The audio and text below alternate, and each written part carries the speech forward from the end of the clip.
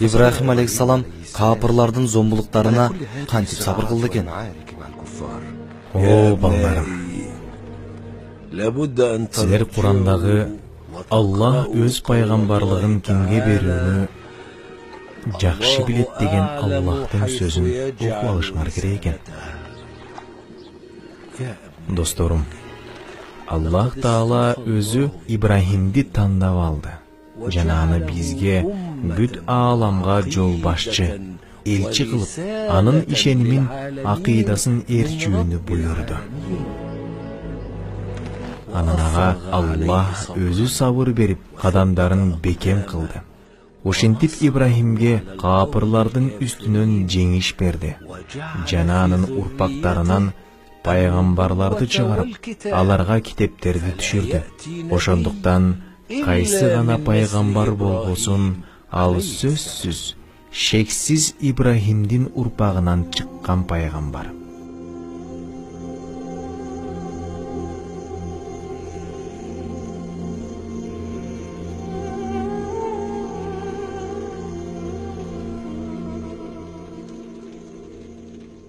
Кудайлар сенин өмүрүңдү узун кылсын эми атаке. Кудайларды жоготконго гана кайгыргын уунахур. Кудайлар гана кайгырууга татыктуу. Кудайлар сенин өмүрүңдү узатса экен деп эле үмүт кылып жатам ата. Мен апам менен иним Харанды жоготтум. Эми бул жашоодо жалгыз жашагым келбейт. Бир нерседен эч ким кутулган эмес балам. Ал нерседе кудайлар да жардам бере албайт. Шапаат кыла албайт, жана аларга дуа кылсаң да угушпайт. Бул өлүм балам, өлүм. Өлүм. Ошол кезде Ибрахим атасына акыркы насааттарын айтайын деп жанына келип: "О атаке, жалгыз Аллахтан башка кудай жок. Ибрахим анын пайгамбары деп күбөлүк берип кой. О Раббим, мени кечир, мага мээримиңди төк. Сен мээримдүүлөрдүн мээримдүүсүсүң" деп айтып кой, деди. Мен бут кудайларга гана сыйынам. Алардан башкага сыйынбайм. Алардын Раббиси болсо да сыйынбайм. О ата, Мардуктун ыраазычылыгын алып өлгүн. Ата бабаңдын дининде жан бер. Бизге мындан башка жашоонун кереги жок. Эч кандай кайра тирилүү, эч кандай акырет жана эч кандай эсеп болбойт.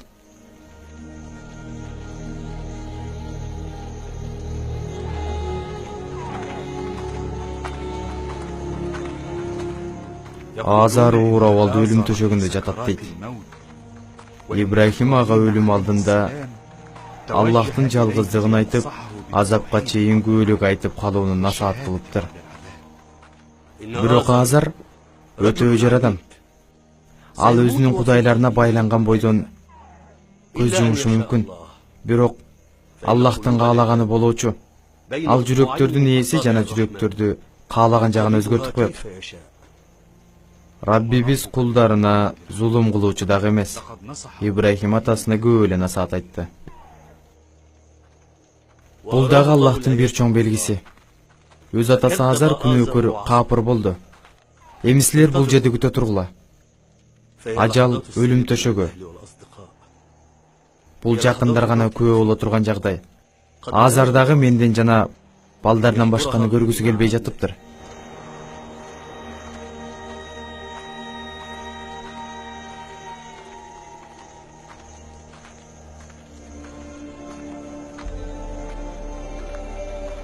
Ибрахим дагы деле атасын даават кылып жатты.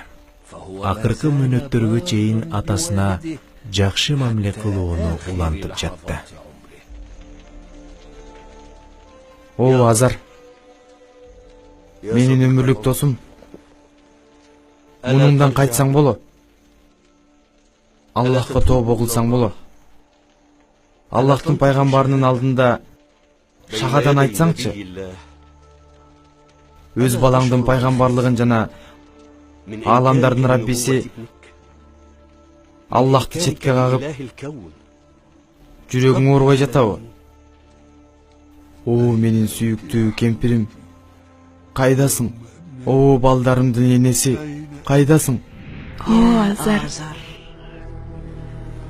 Мен башка бир ажайып ааламдамын. Сен дагы ааламдардын Раббисине ыйман келтирсең гана биздин балабыз акыйкат жолдо ширикти, капырчылыкты таштап аны ээрчигин. Аллах жаныңды алаардан муурда ага кайткын. Эмне деп жатасың сен? Эмне деп жатасың сен? Мен кудайларны таштаймынбы? Ата бабамдын мурасын таштамак белем. Жок. Жок. Кудайларымдан башка кудай жок. Ибрахимдин кудайына ыйман келтирбейм. Анын кудайына ишенбейм. Анын кудайына ишенбейм.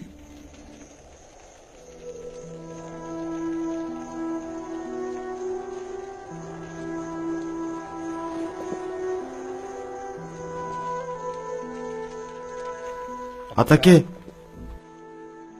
О, атаке. Кудайларга, кудайлардын бейишине жакшы бар, атаке.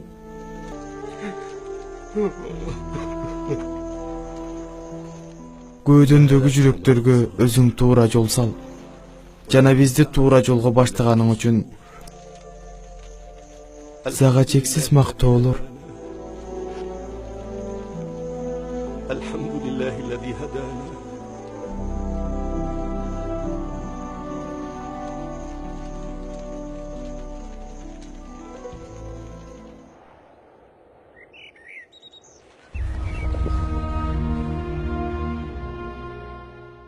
О, менин кожойкем, эмне мынча кайгырасыз? Сара кызматкерине адам баласы ар дайым үмүт кылып жашайт. Бирок Аллах Таала бардык нерсени өз өлчөмү менен жараткан. Ошондуктан биздин дагы балалуу болушубуз ошол өлчөмгө жараша болот. Өзүмө дагы, Ибрахимге дагы Аллах каалагандан ашыкча пайда алып келе албаймын. Ал эми Ибрахим азыр Аллахка чакырып сапарда жүрөт. Аны адамдарды жалгыз Аллахка сыйынууга даават кылуудан башка эч нерсе ойлондурбайт, деди. Бирок ал сиздин күйөөңүз да. Сара, сен туура айтасың. Ал менин күйөөм. Бирок бардык күйөөлөр баланы жакшы көргөндөй эле менин күйөөм дагы балалуу болгусу келет.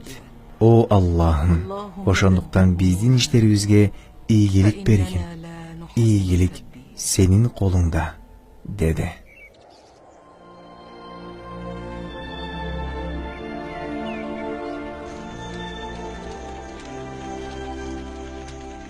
Металис менен Юха Ибрахимдин дининен кайтуусу үчүн алардын жүрөктөрүн сыйкырлаш керек. Сыйкырчы, шайтандарыңды шаштыр батыраак. Сыйкырчы. Ибрахим. Ибрахим. Анын дини жайылып, аны ээрчигендер көбөйүп кетти. Кимдин жүрөгү анын динин тандаган болсо, алардын баарын сыйкырлайм.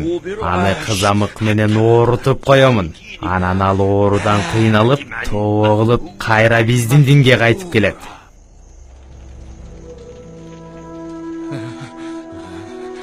Апа, Кудайга дуа кылып, мага жардам сураңызчы, апа. Мага жардам бериңиз. Мага жардам бериңиз.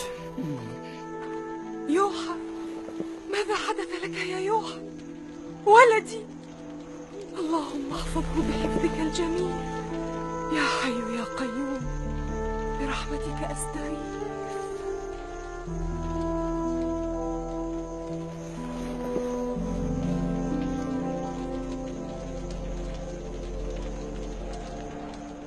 Ибрахимдин күндөн күнгө биздин жерлерибизге ээлик кылып келе жатат. О, урматтуу падыша, эмне кылыш керек? Падышачылыгыма да коркунучтуу болуп жатат. Согушсак мунун баары чечилет. Согушабызбы? Ооба, падышам. Бир киши сиз менен жолуккусу келип жатат. Ал өзүн Азардын баласы Нахурмун деп жатат. Аны киргизгиле.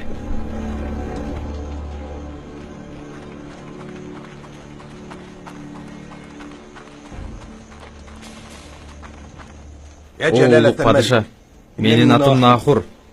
Кайсы Нахурсуң? Ибрахимдин агасы Нахурмун. Бизден сага эмне керек? Мен анын дининде эмесмин. Атам өмүр бою кудайлардын кызматында жүрүп көз жумду.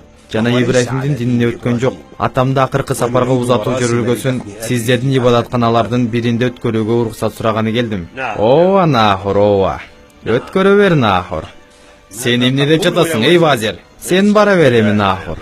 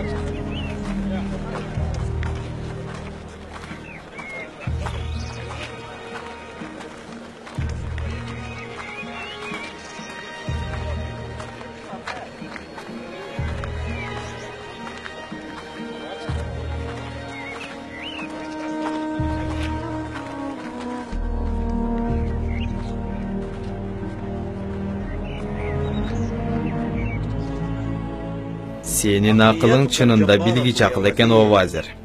Senin akılдуулугуң Курал менен болчу согушту айлакерликтин, коолуктун согушуна айландырды. Ооба, эгер элдер Азардын биздин ибадатканада жерге берилип жатканын көрсө, алар Ибрахимден алысташат. Жана Ибрахим жада калса атасында өзүнүн динине ишендире албаптыр деп ойлоп калышат. Муну менен биз Ибрахимди шерменде кылабыз.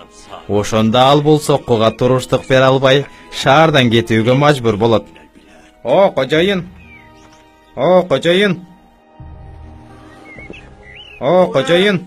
Эмне болду сага? Ибрахим Харамды таштап, Димашк шаарына жол тартты. Мен анын шермендесин чыгарайын деп атсам, кетип калдыбы? Андай болсо, анын атасын биздин ибадатканага жакындатпагыла. Ал осол болуп, Харандын четине көмүлсүн.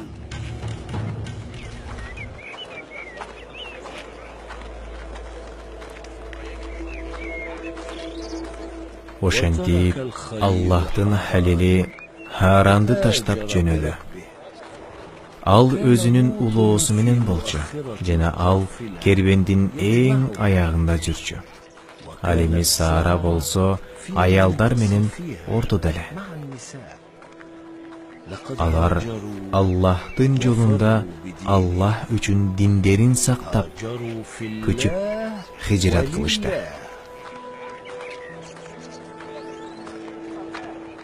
О Раббибиз! О Раббибиз Аллах!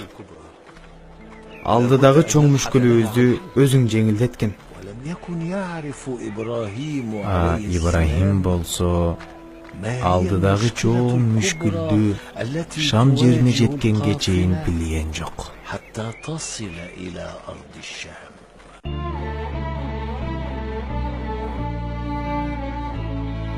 يلي خليلك ربنا من زيك، يلي ضيوفك من السما نزلت لك،